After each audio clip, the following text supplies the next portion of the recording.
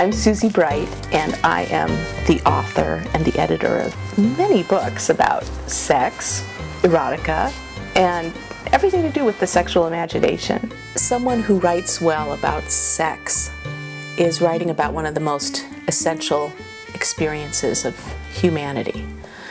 It's almost like when people ask an actor, can you do a great death scene, right? If you're a writer, can you write a great scene where two people are naked and strip everything away and get down to something elemental? A lot of my motivation comes, believe it or not because I'm such an incredible nympho or so good in bed, but I want to talk about the things that people try to keep secret. I was raised in a family and in a church where secrecy was used to keep people tamped down, unable to be themselves and unable to live authentically. So I have a huge rebellious streak.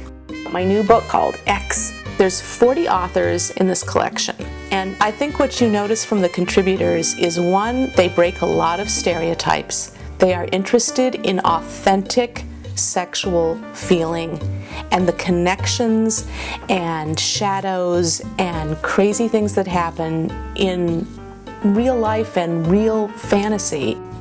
A lot of my friends ask, where do you get these stories? Is there some special naughty room that you go and find all the erotic manuscripts? Well, a lot of them come to my post office box, and I take the slush pile to bed with me. It's my most comfortable place to work. I have to be honest with you, 90% of the manuscripts end up on the floor. There's been a lot of con artists in the erotic genre, and my job is to find the diamond in the haystack. You need to be surprised, because every erotic story has the assumption that person A and person B, maybe a C and a D, are going to get together and get it on. So what a great erotic author does is make you forget that you have any idea what is about to occur, make you lose your way, and those are the ones I'm looking for. Here's a few opening lines from some of my favorite stories. Loved it and set it free. My first sex toy drifted out into Baltimore Harbor on a broken bookshelf. I'd owned this little number for less than a day, but we'd been through a lot together. Broads.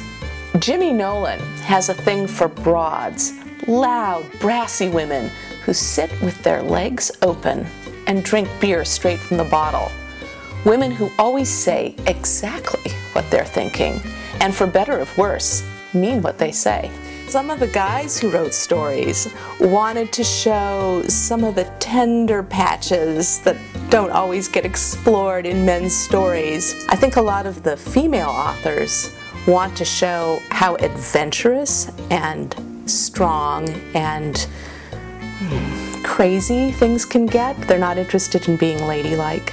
I've been known as the godmother of erotic literature for a while, but I've always wanted to have the outside look as gorgeous as what people find in the inside. I went to Chronicle Books, and my editor, she said, we're thinking of a slipcover. And I was like, yes, a slipcover. It's fun because, ooh, you get to pull it out. I don't know, there's just something about having a book that's as much of a sensual object to feel as it is to feel inside.